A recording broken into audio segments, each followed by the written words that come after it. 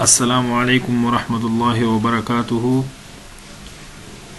نحمده ونصلی علی رسولہ الکریم اما بعد فاعوذ باللہ من الشیطان الرجیم بسم اللہ الرحمن الرحیم۔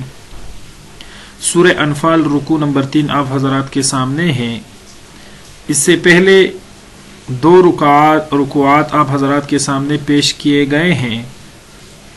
سورہ انفال رکوع نمبر 3 کا خلاصہ 5 اہم باتیں ہیں جو کہ اس سلائیڈ میں آپ حضرات کے سامنے ہیں۔ بطور خلاصہ یہ 5 باتیں ذہن نشین کرنا چاہیے۔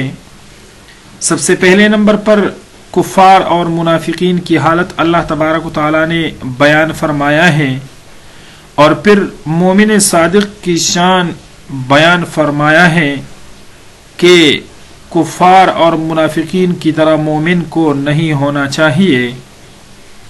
اس کے بعد اللہ تبارک و تعالی نے فرمایا ہے کہ یہ کفار جانوروں سے بھی بدتر ہے۔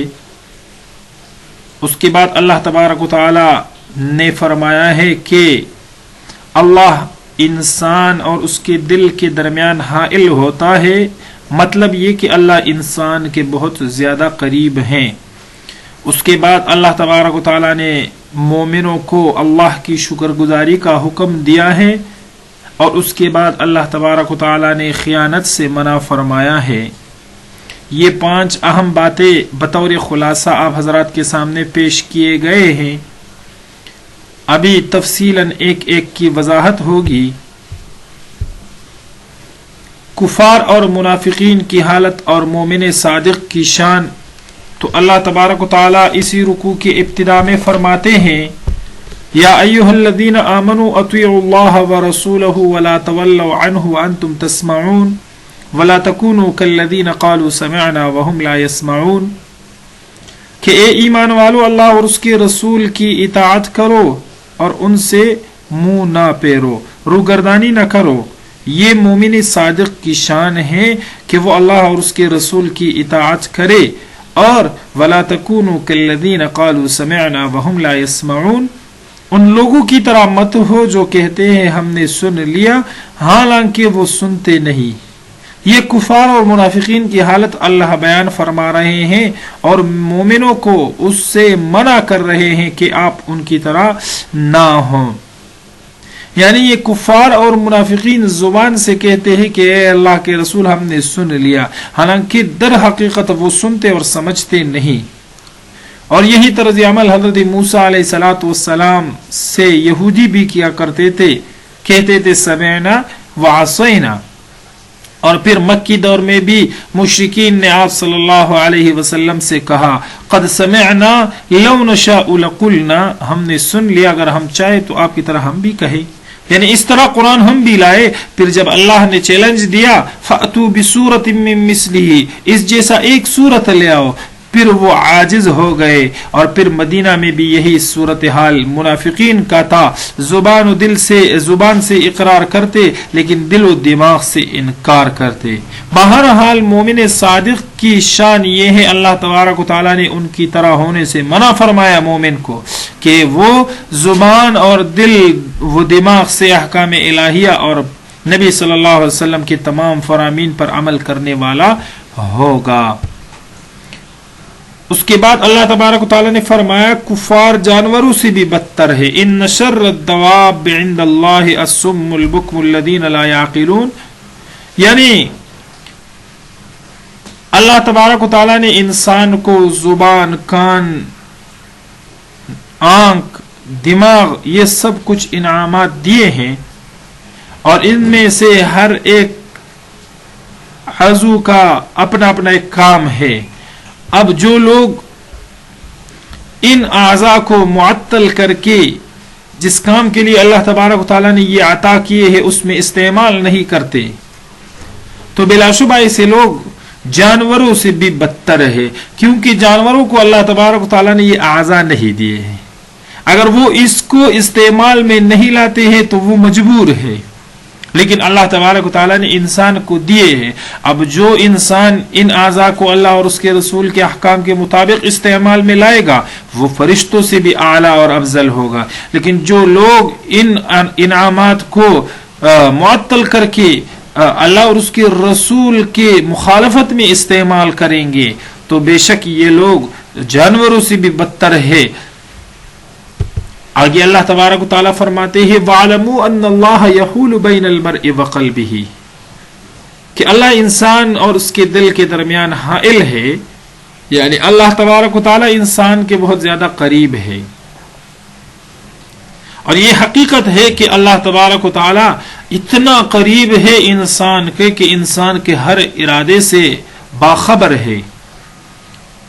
موجودہ سائنس کہتی ہے کہ دل میں جو بات یا ارادہ پیدا ہو تو دل اس ارادے پر عمل میں لانے یعنی ایکشن کرنے کے لیے اسپینل کارڈ کے ذریعے دماغ کو حکم دیتا ہے. تو اللہ تعالیٰ کا انسان اور اس کے دل کے درمیان حائل ہونے کا مطلب یہ ہے کہ اللہ تعالیٰ انسان کے تمام ارادوں سے باخبر ہے. ایک اور جگہ اللہ تبارک و تعالیٰ فرماتے ہیں وَنَحْنُ أَقْرَبُ إِلَيْهِ مِنْ حَبْلِ الْوَرِيدِ کہ اللہ تعالیٰ انسان کو اس کے شہرک سے زیادہ قریب ہے. بہرحال اس کے بعد اللہ تبارک و تعالیٰ کی شکر گزاری کا حکم ہے. اللہ تبارک و تعالیٰ فرماتے ہیں وَاذْكُرُوا إِذْ أَنْتُمْ قَلِيلٌ مُسْتَضْعَفُونَ فِي الْأَرْضِ تَخَافُونَ أَنْ يَتَخَطَّفَكُمُ النَّاسُ فآواكم وأيدكم بنصره ورزقكم من الطيبات لعلكم تشكرون. اللہ تبارک و تعالیٰ نے بہت سارے انعامات گنوائے اور پھر فرمایا کہ یہ تمام اس لیے تاکہ تم شکر گزار بن جاؤ. تو سب سے پہلے شکر کا مفہوم جانیں گے کہ شکر ہے کیا. تو آپ حضرات کے سامنے شو ہے کہ منعم کا انعام کے بدلے تعریف کرنا شکر کہلایا جاتا ہے. یعنی کسی نے احسان کیا اور اس احسان کے بدلے آپ نے اس کی تعریف کی، اس کو شکرن جزاک اللہ اس طرح کے الفاظ کہے تو یہ اس کا شکریہ ہو گیا. اور شکر کی دو قسمیں ہیں. اول یہ کہ زبان سے شکر کے الفاظ کہے جائے اور دل میں اس کی عظمت آ جائے انعام کرنے والے کی. اور پھر دوسرا شکر یہ ہے کہ انعام جو منعم کی طرف سے ملا ہے اس کو درست طریقے سے استعمال کر لیا جائے. یعنی اگر کسی نے کوئی انعام کیا اور آپ نے اسی انعام کو صحیح طریقے سے استعمال کیا تو منعم کا دل خوش ہوگا اور وہ بغیر الفاظ کے اس کا شکریہ ہوگا. لیکن اگر اسی انعام کو آپ غلط مقصد میں استعمال کرو گے تو منعم آئندہ اس طرح کے انعام نہیں کریں گے. بہرحال یہ ہے شکر. اب اللہ تبارک و تعالی نے تمام انعامات کا تذکرہ فرمایا، اس کے بعد شکر ادا کرنے کا حکم فرمایا کہ تم شکر گزار بنو. ایک اور جگہ اللہ تبارک و تعالی فرماتے ہیں لئن شکرتم لأزیدنکم اگر تم شکر ادا کرو گے تو میں اور زیادہ کروں گا. وَلَئِن كَفَرْتُمْ إِنَّ عَذَابِي لَشَدِيدٌ اگر تم ناشکری کرو گے تو پھر میرا عذاب بہت سخت ہے. الغرض مومن کو ہر حال میں اللہ تبارک و تعالی کا شکر ادا کرنا چاہیے. اس کے بعد اللہ تبارک و تعالی نے اسی رکوع میں فرمایا ہے یا ایھا الذین آمنو اے ایمان والو لا تخونوا اللہ سے خیانت نہ کرو، والرسول اور رسول صلی اللہ علیہ وسلم سے بھی خیانت نہ کرو، وتخونوا اماناتکم اور آپس کی امانتوں میں بھی خیانت نہ کرو. اب یہ بات تو آسانی سے سمجھ میں آ رہا ہے کہ آپس میں جو ایک دوسرے کے ساتھ ہم امانتیں رکھتے ہیں اس میں خیانت نہیں کرنا چاہیے، قرآن نے منع فرمایا ہے. لیکن اللہ اور اس کے رسول کے ساتھ خیانت سے کیا مراد ہے؟ تو اسی حوالے سے حضرت عبداللہ ابن مسعود رضی اللہ تعالیٰ عنہ فرماتے ہیں کہ ان آیات میں اللہ تعالیٰ کے ساتھ خیانت کرنے سے مراد فرائض کو ترک کرنا یعنی چھوڑنا ہے. فرائض میں کمی کوتاہی کرنا یہ اللہ تبارک و تعالیٰ کے ساتھ خیانت ہے، اور نبی صلی اللہ علیہ وسلم کے ساتھ خیانت سے مراد آپ صلی اللہ علیہ وسلم کے مبارک سنتوں کو ترک کرنا یعنی سنتوں پر عمل نہ کرنا آپ علیہ الصلوۃ والسلام کے ساتھ خیانت ہے.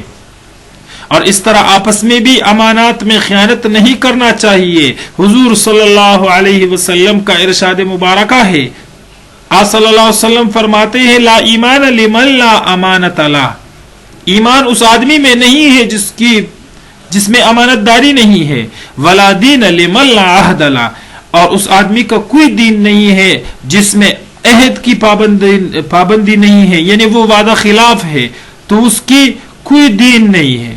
بہرحال ہمیں اللہ کے ساتھ بھی خیانت نہیں کرنا چاہیے، نبی کریم صلی اللہ علیہ وسلم کے ساتھ بھی خیانت نہیں کرنا چاہیے، اور اپنے آپس کے امانتوں میں بھی ایک دوسرے کے ساتھ خیانت نہیں کرنا چاہیے. صدق اللہ العظیم وما علینا الا البلاغ.